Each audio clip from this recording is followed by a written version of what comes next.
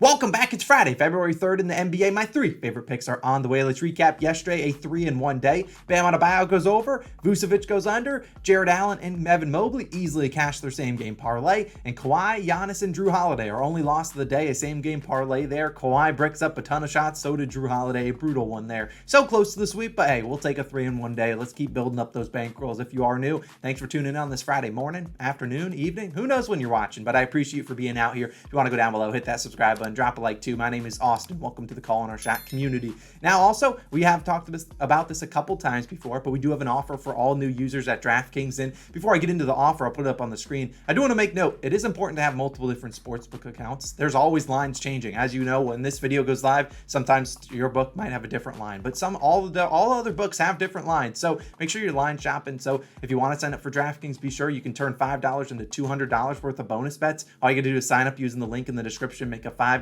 money line bet on any NBA team tonight, any NBA game, and you'll get $200 in worth in site credits instantly. So simple as that. Take advantage of it. It's all linked down below. Like I said, it's important to have a couple different sports books. Even if you don't have all your money in one of them, I think it's important. So take advantage of the offer. All the details in the description. We got 3 plays. We'll have a heavy lean at the end. Let's get into it. It's Friday. Let's waste no more time. We're starting with the first guy. He won't be on the thumbnail, I don't think, but it's Pascal Siakam. Spicy P. Over 24.5 points, -113 on FanDuel. Now, if this does go up to 25.5, you can take it there. I think Siakam's dropping a 30 piece tonight. Now, let's talk about why. Now, if you've followed the channel for a while, number one, I appreciate you for watching these videos for a long time. But number two, you would know that we've struggled on Raptors props. Now, you look at my season-long record, it's pretty good. So the fact that we struggle on them, maybe we're due a little bit of regression, that we're going to start hitting some Raptors props, and we're 1-0 in our last one Raptor prop. So we're looking to go to 2-0. Now let's talk about why we like Siakam, though, as him and the Raptors are in Houston taking on the Rockets. Now, for starters, this is only a 6-point spread, and I think Houston's still down a couple starters, so I think this is a close game. But in other words, you look at Siakam, he's an all-star snub. The all-star reserves were just announced yesterday, and you could make an argument Siakam should have been on there. You could make an argument for probably 5 to 10 more players that should have been on the all-star list, but Siakam was one of those that was snubbed. And while I'm not betting us on Siakam's over just because it was snubbed, I imagine he comes out here and tries to prove to those people that didn't vote him in, hey, you should vote me in. And ironic enough, last year he was snubbed again. He arguably could have made it last year. And his first game after getting snubbed, played the Houston Rockets. He dropped 30 points on them. And then he followed up the next game dropping 35. And you look at Siakam, he's averaging 24.9 points per game. So right at this line, we need 25 tonight. Now he has gone under in 4 straight games with 21, 24, 19, and 21 points. He's shot pretty poorly, but the field goal attempts are there, 20.5 field goal attempts. OG Anunoby's out. And at the end of the day, I look at this line, it went up despite him going under in 4 straight. So I think he's due a pretty good game. Normally when I see things like that, I'm like, all right, the books kind of know that Siakam's going to come out here motivated. This is a good spot for him. And he scored 30 and 29 points in his last 2 versus Houston. They don't really have a great defensive game plan to stop him. They don't really have much rim protection. I love Alperen Sengun. Not the greatest rim protector, probably going to foul him a couple different times. Siakam can get to the free throw line. All we're asking him is score 25 points without OG Anunoby in what projects to be a high-paced game. Yeah, I'll take Spicy P. We'll ride with him tonight. I'm taking his over 24.5 points, one of my favorite bets of the day. Now, for my second play, it's going to move to a guy that I haven't really bet on a ton this season. I have bet on some of his teammates, but it's going to be this guy on my shirt, Mr. Ice Trae. I like his over 27.5 points, -105 on DraftKings. If you want to take his points plus assist line, I wouldn't call you crazy. Now, personally, 27.5 is a little steep for Mr. Trae Young. And if you want to pivot to maybe taking a same game parlay with him to get like 20 points and 8 assists and maybe some other different things in this Jazz game, go for it. And like Siakam, Trae, another all-star snub. We've seen Trae on those all-star teams pretty frequently, and he's averaging 27 points per game, 9.9 assists per game. And they said, that's not good enough, Trae. And I look at Trae, and we're not betting on Trae or Siakam solely because they're all-star stubs. There's obviously a lot more research that goes into it, but it does help that they are being snubbed, and they probably got coming in with a little bit of extra motivation, and that they also have really good matchups. Now, you look at Trae, the last 3 games, 33, 31, and 20 points. So he's been pretty good, hitting it over in 2 of his last 3. The 20 points isn't ideal, but it was a game that was a blowout. He only played 27 minutes as opposed to his normal 35 to 38, and he only attempted 1 free throw. If you look back at Trae Young, the first time that was 1 free throw attempt. The last time he attempted fewer than 7 was back on December 7th. He'd done it in like 19 straight games. So we know Trae Young, whether you love him or hate him, he's going to get to the free throw line. And whether you love or hate how he gets there, it doesn't matter to me. All that matters is that he's scoring some points and putting it up on the box score, putting it on the stat sheet. And I think he can certainly do that. Now, you look at Trae Young, he's actually become a little bit more efficient over his last 6 to 10 games. But looking at this last 6 games, he's kind of stopped relying on settling for 3-pointers, deep ones, that is. And you look, he's made 53 field goals over these last last 6 games, only 7 of them being 3-pointers. I swear if you were to go back to last year, Trae Young probably, if he makes 53 field goals, I'd imagine 15 to 20 of them are 3-pointers. So he's attacking the hoop, and that's exactly what you want against the Utah Jazz, who give up the 4th most points per game in the paint. We know if you attack the hoop, you're going to score against this Jazz team. You can also score from the 3-point line, but if you're attacking, they don't really have a lot of really rim protection down there. Walker Kessler, the rookie, pretty solid at defending the rim, but Trae Young's one of the best guys in the league at putting the floater right into the basket, and he can also get to the free throw line and stuff like that. So I look at Trae. These two teams played earlier back in November, I believe. Trae only scored 22 points in that game, but the field goal attempts were there. It was obviously a matchup the Hawks tried to exploit. He just went 10 for 28 and had 0 free throw attempts.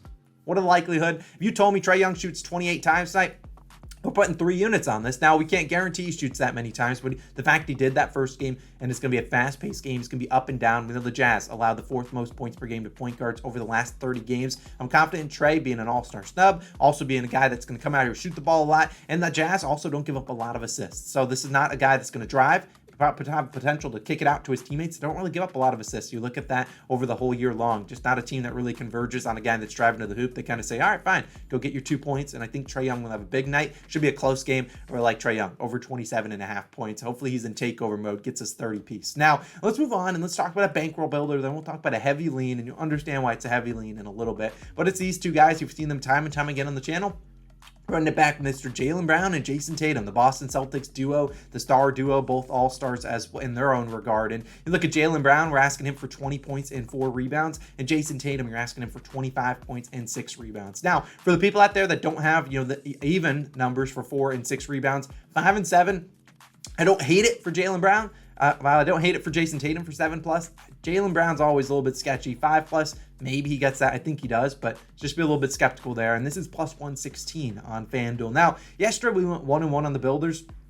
The Mobley and Allen one was plus value when we released it. Obviously, it changed throughout the day because that's going to happen when we got so many people betting on our picks. But at the other one, Drew Holiday and Kawhi Leonard didn't get it done. So 1-1 on the bankroll builders, but I'm confident that should have been 2-0 on any given night. Just couldn't buy a bucket in that second game. But look, I'm talking about the Celtics, though, and let's look why I'm leaning on these two, the Jason and Jaylen duo. Now, I don't love taking either of their individual props. There is blowout potential here. They are 10.5-point favorites against the Phoenix Suns. But look, taking the Celtics minus 10.5 is a sucker bet if I've ever seen one. You look at these two teams. 1, the Celtics just blew out the Nets, so they easily covered this line. 2, the Suns just got blown out by the Hawks, so they got smoked. And number 3, these two teams played earlier this year. Devin Booker was active, and the Suns got smoked by the Nets, or by the Celtics in that game. So it seems very likely, and why we're seeing 70% of bets on the Celtics minus 10.5, but I just don't think they're handing out free money like that. And even if this is a blowout, it's hard to get to a blowout without Jason and Jaylen doing their job. And you look, their last game was a blowout. Both of them still played 30 minutes, and it would have hit,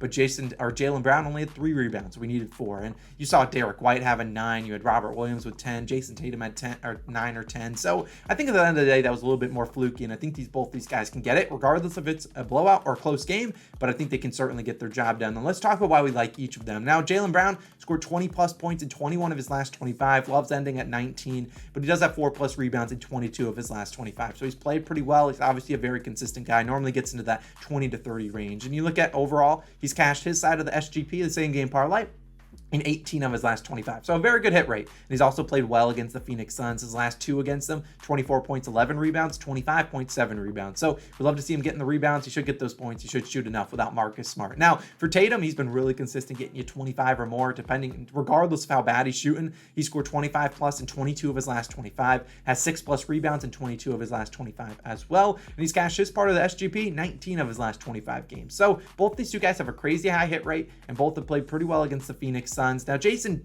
he actually has not hit both of these lines in both consecutive games, the last 2 against Phoenix, but I'm confident he gets there without Marcus Smart. In fact, in the last 6 games without Smart, this has cashed in 5 of them. So it's cashed 5 of the last 6. The only miss was last game in that blowout when you saw Jaylen Brown only with 3 rebounds. Look, if Jaylen Brown gets us 4 rebounds, he should be able to get us 20 points. Jason should get 25 and 6. I like it for plus 116. Sure, I'll take a stab at it. I think that's great value, just like that Evan Mobley and Jared Allen one from yesterday. Really like this one. We'll take a stab at it for plus 116, throwing a unit on it. I call it a bankroll builder, but it is just a play that we're playing for 1 unit. I'm not doing the ladder challenge anymore, but if you want to use it there, go for it. Now, if you want to make a ladder or something in that Hawks versus Jazz game, I think that's a good one as well. Now, let's talk about a heavy lean. Get on out of here. Now, I consider this a heavy lean, Mr. Damian Lillard, under 8.5 assists. Now, honestly, pre-recording this, I typed up a whole script, had all my different notes, why I love this play, and then they switched it to 7.5. And I know the lines change, and for some people that watch the videos later on in the day, the lines probably aren't the same as you might see in the videos, and that's going to happen. But I'm not going to give out a play to our all-stars and to anyone that's watching the video immediately, especially an assist line that's going to change quickly. So while I really like Damian Lillard under 8.5 assists, I'm not going to give it out because it's only available, I think, on one sportsbook. So if the line goes to 8.5 and maybe throughout the day, sure, go for it. If you want to take a same game parlay of maybe